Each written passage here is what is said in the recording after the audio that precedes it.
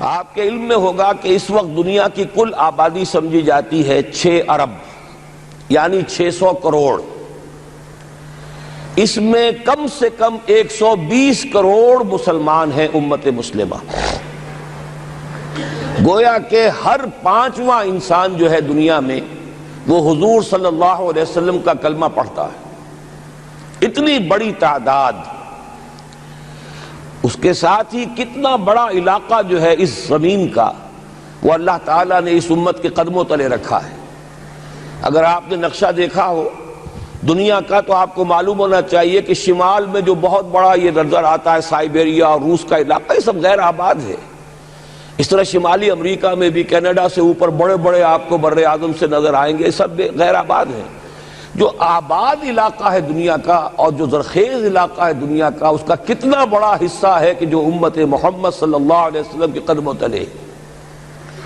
Indonesia Malaysia سے چلے آئیے، اس کے بعد مسلسل چاہے کہیں مسلمان اقلیت میں تھوڑے بہت ہیں، لیکن پھر بنگلہ دیش آتا ہے، بڑی عظیم اکثریت کا ملک ہے. پھر بھارت میں اگرچہ اقلیت میں ہے لیکن 20 کروڑ مسلمان بھارت میں اس وقت ہے. پھر جو پاکستان سے شروع ہوا سلسلہ، افغانستان، ایران، چلتے جائیے ادھر ترکستان، چینی ترکستان، روسی ترکستان، پھر آگے چلیے عالم عرب، افریقہ کا پورا شمالی علاقہ، افریقہ کا تقریباً سارا وسطی علاقہ. یہ سب کیا ہے؟ کتنا بڑا رقبہ ہے. اور ہر طرح کی نعمت اللہ نے دی ہے. اس میں نباتات بھی ہیں، اس میں معدنیات بھی ہیں، اور سب سے بڑھ کر آج کی دنیا میں جو اہم ترین شے ہے کہ پیٹرول جو ہے، تیل جو ہے، اس کے سب سے بڑے ذخائر وہ ہیں کہ جو مسلمانوں کے قدمے تلے. اتنی تعداد میں ہونے کے باوجود، اتنے وسائل کے پر بظاہر قابض ہونے کے باوجود، سوال یہ ہے کہ کیا آج دنیا میں امت مسلمہ کو عزت حاصل ہے یا یہ ذلیل ہے؟ اسے غلبہ حاصل ہے یا مغلوب ہے؟ اسے کوئی دنیا میں وقار حاصل ہے یا یہ بالکل بے وقار ہو کر رہ گئی؟ یہ بات ہے جو ہمارے سمجھنے کی ہے آج کیوں ذلیل کہ کل تک نہ تھی پسند گستاخی فرشتہ ہماری جناب میں. اس وقت صورت یہ ہو چکی ہے، آپ کو معلوم ہے کہ ہر جگہ پر پسماندگی کا نشان مسلمان ہیں. ہمارے سارے وسائل پر دوسروں کا قبضہ ہے. ایک ہی شے رہ گئی تھی، تیل، خلیج کا تیل، اس پر بھی آ کر امریکہ کی فوجیں ان کے سر پر بیٹھ گئی ہیں. سارا کا سارا تیل اب ان کے قبضے میں ہے. ادھر خلیج کے دہانے کے دونوں طرف وہ اپنے مورچے بنا رہے ہیں تاکہ یہاں کسی کا داخلہ نہ ہو سکے. بڑے بڑے جتنے لوگ ہمارے ہیں ان سب کی دولت ان کے پاس ہے. کہنے کو تو سلطان آف برونائی دنیا کا امیر ترین آدمی ہے، لیکن دولت ہے کہاں اس کی؟ انویسٹڈ تو وہی ہے، اسی کے بینکوں میں ہے، انہی کی کمپنیوں میں ہے. کسی کے پاس کچھ نہیں ہے. سعودی عرب کے کوئی ڈالرز ہیں تو کہاں ہیں؟ جیسے شہنشاہ ایران کا جو اثاثہ تھا، سرمایہ تھا، جو سارا کا سارا انہوں نے جو ہے وہ فریز کر لیا. تو یہ دولت تو ساری وہی ہے. کہنے کو ہے کہ آپ کے اکاؤنٹ میں اتنا روپیہ ہے، لیکن سوال یہ کہ وہ اکاؤنٹ فی الواقع کس کے قبضے میں ہے؟ پھر آپ کو معلوم ہے کس طریقے سے مسلمانوں کے ساتھ سلوک ہو رہا ہے. ہر جگہ پر جہاں چاہیں، جس طرح چاہیں انہیں ستا لیں. اور ان میں بھی سب سے بڑھ کر جو بات میں آپ سے کہوں گا، آج دنیا میں جتنے بڑے پیمانے پر محمد عربی صلی اللہ علیہ وسلم کی توہین و تذلیل ہوئی ہے، پوری انسانی تاریخ میں نہیں ہوئی. رشدی نے کتاب لکھی، بدترین حملے کیے. کیا رنگیلا رسول کتاب تھی جو لکھی تھی کسی ہندو نے، جس کو کہ ایک مسلمان نے پھر خنجر گھونپ کر اور ہلاک کر دیا تھا. وہ تو کچھ بھی نہیں تھی. اس کتاب کو رنگیلا رسول کو 100 سے ضرب دیجئے تو یہ کتاب بنتی ہے، سیٹنک ورسز. اور وہ ملینز نہیں بلینز کی تعداد میں شائع ہوئی. اس کے خلاف احتجاج اگر کسی نے کیا ہے تو ان کے اوپر جوتے پڑے ہیں، ان پر ڈنڈے پڑے ہیں. پوری مغربی دنیا اس کے پیچھے آ گئی ہے، سپورٹ کیا ہے. لے دے کے ایک ملک نکلا ایران، اس نے کم سے کم یہ کہ اس کے قتل کا فتویٰ تو دیا، لیکن کیا کرے، قتل کرنے کی تو نوبت نہیں آئی. پورا عالم عیسائیت اس کی پشت بنا ہے، اس کی مدد کر رہا ہے. یہ اتنی بڑی توہین محمد رسول اللہ صلی اللہ علیہ وسلم کی اور آپ کی ازواج مطہرات کی اور یہ بظاہر ایک ایسے شخص کے ہاتھوں جس کا نام مسلمانوں کا سا ہے، اس کا اتنا بڑے پیمانے پر ہونا، اور پھر یہ کہ مسلمان 120 کروڑ ہونے کے باوجود کچھ نہیں کر سکتے۔ میں وہ چیزیں نہیں گنوانا چاہتا کہ 15 لاکھ جو ہیں وہ ہمارے افغان بھائی جو ہیں انہوں نے جانیں دی، فائدہ کس کو پہنچا؟ تاحال امریکہ کو، کہ اس کی جو مد مقابل قوت تھی USSR وہ ختم ہو گئی۔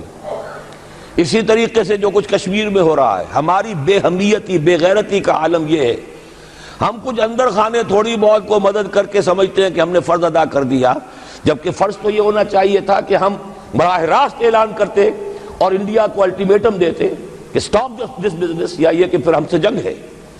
جنگ کا نتیجہ تو پھر اللہ جس کو چاہے دے گا، اگر انسان اللہ تعالیٰ پر اعتماد رکھتا ہو، توکل رکھتا ہو، اپنے موقف کی حقانیت پر بھی اسے یقین ہو، تو کم من فیۃ قلیلۃ غلبت فیۃ کثیرۃ تاریخ میں ہمیشہ ہوتا آیا ہے کہ چھوٹی قوتیں جو ہیں ان کو غلبہ اللہ نے عطا کیا ہے بڑی قوتوں پر، لیکن بے غیرتی کا عالم یہ ہے، بے حمیتی کا عالم یہ ہے۔ زبانی کلامی ہم سے بڑا ہمدرد کوئی نہیں مسلمانان کشمیر کا، جس لیڈر کو دیکھو بڑھ چڑھ کر بیان دے گا، لیکن عملاً ہم کیا کر رہے ہیں؟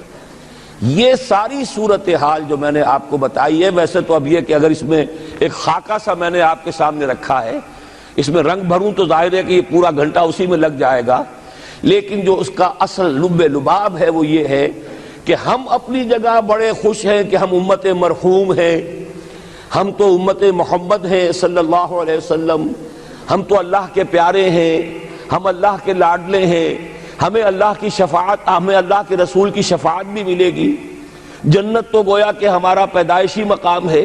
یہ سارے جو بھی ہمارے ذہنوں کے اندر ہیں خیالات، اور یہ جو ہمارے من گھڑت عقائد ہیں، آپ سوچئے کہ جب ہم جو آبجیکٹیو کنڈیشنز ہیں، گیون کنڈیشنز ہیں، جو سامنے کے حالات ہیں، ان سے جب تقابل کرتے تو معاملہ بہت مختلف ہے۔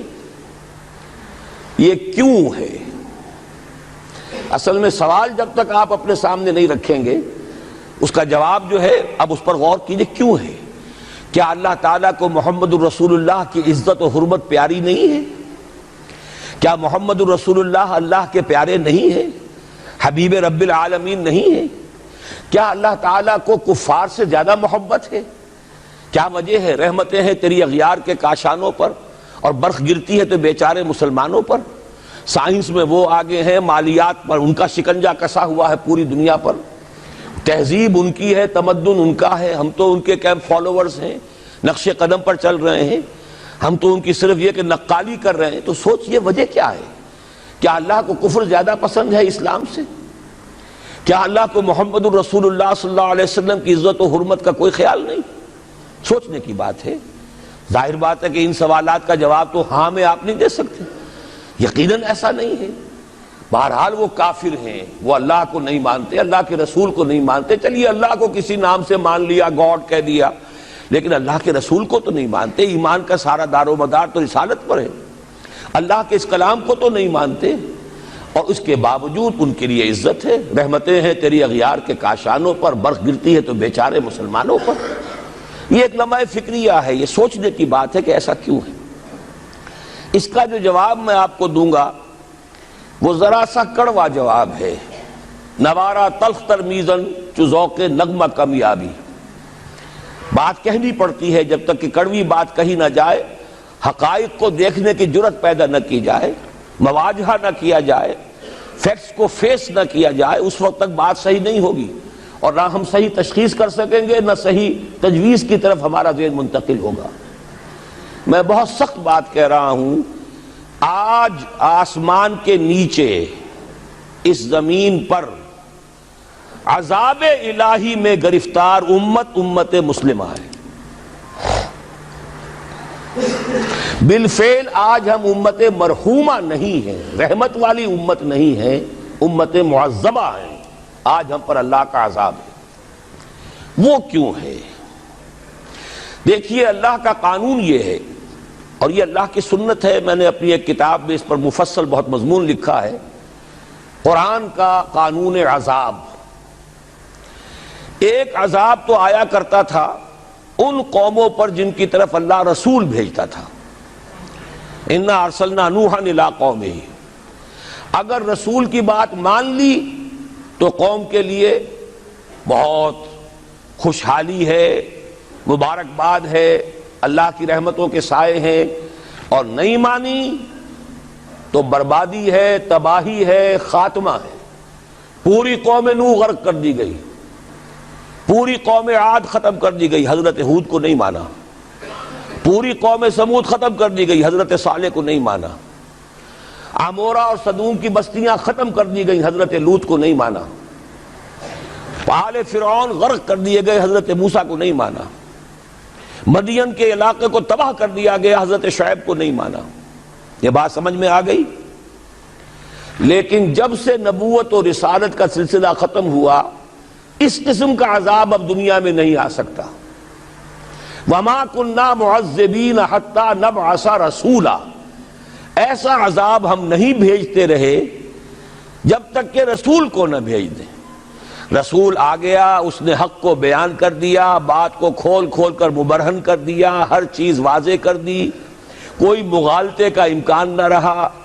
جاء الحق وزهق الباطل، ہر شے جو ہے دودھ کا دودھ، پانی کا پانی جدا ہو گیا۔ اب بھی جس نے نہیں مانا تو معلوم ہوا اس میں کوئی خیر نہیں ہے، اب خیر کا فقدان ہے۔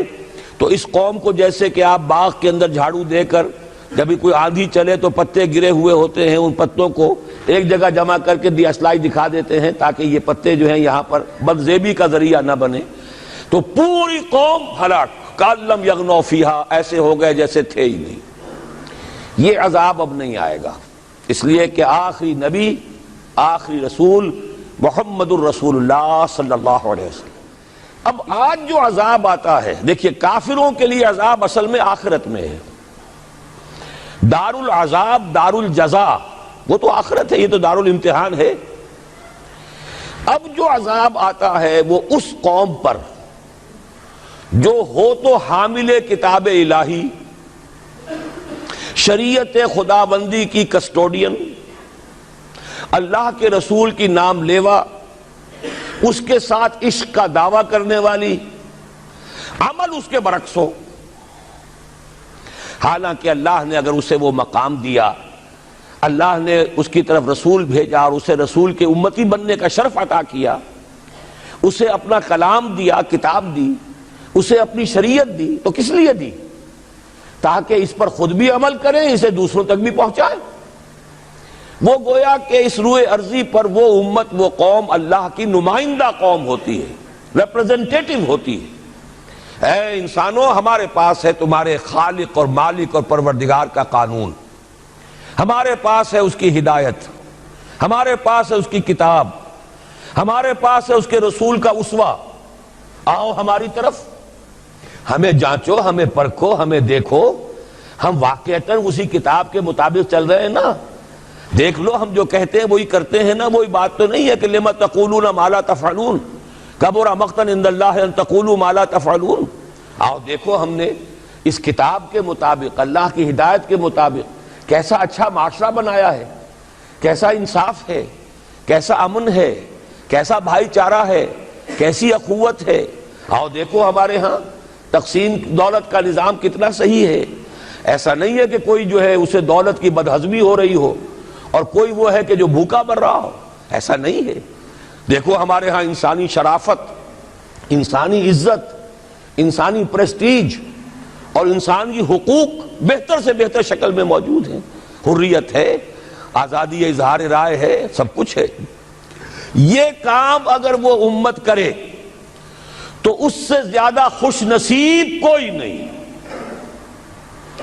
پھر دنیا میں اس کو غلبہ ہوگا، دنیا کی خلافت اس کو دی جائے گی، دنیا کی امامت اس کو دی جائے گی، دنیا کی قیادت اس کو دی جائے گی۔ جیسے کبھی اقبال نے کہا تھا کہ سبق پھر پڑھ شجاعت کا، عدالت کا، صداقت کا، لیا جائے گا تجھ سے کام دنیا کی امامت کا۔ لیکن پھر وہی سبق پڑھنا پڑے گا جو صحابہ کرام نے پڑھا تھا۔ جب صحابہ کرام نے وہ سبق پڑھا تھا تو دنیا کی امامت اللہ نے ان کو عطا کی تھی کہ نہیں کی تھی؟ اگر تو اس کے مطابق عمل ہے تو ان سے زیادہ اللہ کو محبوب کوئی نہیں، اور اگر طرز عمل برعکس ہو جائے، کہیں کچھ اور کرے کچھ اور، کہیں یہ کہ قرآن پر ہمارا ایمان ہے اور اس کے قانون کو نافذ نہ کریں، کہیں یہ کہ ہماری تو محبوب ترین شخصیت محمد ہیں اور ان کی سنت کے اوپر عمل نہ کریں صلی اللہ علیہ وسلم. قرآن نے جس شے کو حرام کیا ہے اس کا استعمال کر رہے ہوں. اگر طرز عمل یہ ہو اور یہ طرز عمل اس حد کو پہنچ جائے کہ دنیا تانے دے یہ مسلمان کہاں اسلام دنیا میں ہمیں دکھاؤ, کہاں اسلام؟ یہ مسلمان کیا اسلام پر کاربند ہیں؟ جارج برنارڈ شاہ نے کہا تھا کہ میں جب قرآن پڑھتا ہوں تو محسوس کرتا ہوں اس سے بہتر کتاب کوئی ممکن نہیں, لیکن جب مسلمانوں کو دیکھتا ہوں تو محسوس کرتا ہوں ان سے زیادہ ذلیل قوم دنیا میں کوئی نہیں. یہ کنٹراسٹ ہے جو ہم اپنے وجود سے پیش کر رہے ہیں. کیا اس کی وجہ سے لوگ اسلام کی طرف راغب ہوں گے یا اسلام سے متنفر ہوں گے؟ کیا ہمارا منہ ہوتا ہے ہم باہر جاتے ہیں؟ اسی لیے ہم تو تبلیغ, میں تو کم سے کم وہاں جا کر جو مسلمان کھوئی ہوئی بھیڑیں ہیں امت محمد صلی اللہ علیہ وسلم کی, انہی کو ریکلیم کرنے کی کوشش کرتا ہوں. جیسے کہ حضرت مسیح نے کہا تھا میں تو بنی اسرائیل کے گھرانے کی کھوئی ہوئی بھیڑوں کی تلاش میں آیا ہوں. میرا منہ نہیں ہے کہ میں وہاں کسی امریکن سے بات کروں. وہ یہ کہے گا تم اپنا گھر تو سنوارو, فزیشن ہیل تھائی سیلف. تم ایک چھوٹا سا ملک نہیں چلا سکتے, تم نے اس کا بیڑا غرق کر کے رکھ دیا ہے. تم نے اسے کورٹ آف وارڈ بنوا دیا ہے آئی ایم ایف کا. ہاں یہاں تو گھڑی گھڑی جو ہے قرقمین آتے ہیں آئی ایم ایف کے اور ورلڈ بینک کے قرقی کرنے کے لیے. ہر روز ایک نئی قرقی ہو رہی ہے, ہر روز جو ہے آج پھر گاڑیوں کا کرایہ بڑھ رہا ہے, بجلی کا کرایہ قرقی ہو رہی ہے. عوام کے اندر جو بھی راہسا رہ گیا اسے بھی چوسنے کا اور کشید کرنے کے لیے. ایک حکومت کو گرا دو وہ تو بدنام کر دی گئی, دوسری حکومت لے آؤ اس کے ہاتھ میں کچھ کام کروا لو, وہ بدنام ہو جائیں گے تو ان کو بھی ہٹا دینا. ان کا کیا کھیل ہے؟ یہ کھیل کھیلتے رہیں گے اور اس میں یہ ہے کہ اپنی قرقیاں کرتے چلے جاؤ. یہ حال اب کیا میرا منہ ہے کہ میں جا کر وہاں بات کروں؟ تم اپنے گھر کو دیکھو, تم اپنے ملک کو دیکھو. ایک وہ ہے جنہیں تصویر بنا آتی ہے, ایک تم ہو کہ لیے اپنی بھی صورت کو بگاڑ. ایک ہی ساتھ تم آزاد ہوئے تھے, ہندو بھی تھے کہ نہیں تھے. انہوں نے اس ملک کو بنایا ہے, اپنی معیشت کو, اپنی اکانومی کو اپنی بنیادوں پر, اپنے پاؤں پر, اپنے پیروں پر کھڑا کیا ہے. آج جو ہے وہ ایک منی سپر پاور بن چکا ہے. اور وہ کہ ڈرتا تھا پاکستان دو طرف سے ہمیں جو ہے قابو میں کر لے گا. پہلے تقریباً 20 برس جو ہیں ہندوستان کے, بھارت کے کانپتے ہوئے گزرے ہیں پاکستان سے. اب 30 برس سے جو صورتحال ہے وہ آپ کو معلوم ہے. تو صورت یہ ہے کہ جب کوئی قوم جو امت مسلمہ ہو یہ طرز عمل اختیار کرتی ہے تو عذاب اس پر آتا ہے. بڑی کڑوی بات ہے. آج عذاب کفار پر نہیں آ رہا, وہ تو اللہ تعالیٰ ان سے آخرت میں نبٹ لے گا, اور آخرت تو ہے ہمیشہ کی, بڑا سو عذاب تو وہی کا ہے. وَلَعَذَابُ الْآخِرَةِ أَكْبَرُ لَوْ كَانُوا يَعْلَمُونَ. دنیا رب رب کر دے بڈھے ہو گئے اتے ملا پنڈت سارے, رب دا کھوج کھرا نہ لبا اتے نہ کیتے بئی نظارے.